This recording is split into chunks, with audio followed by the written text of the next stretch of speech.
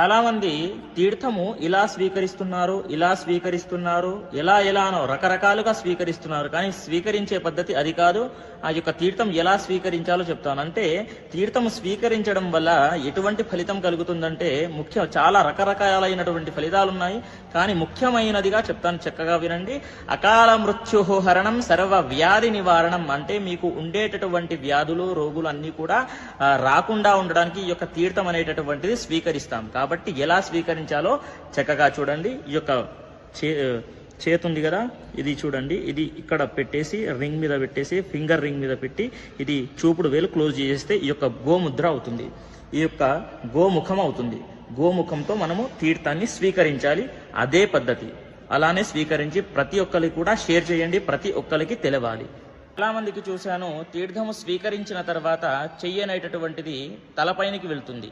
అది యొక్క బ్రహ్మస్థానంలో వెళ్తుంది. దీన్ని బ్రహ్మస్థానం అంటారు.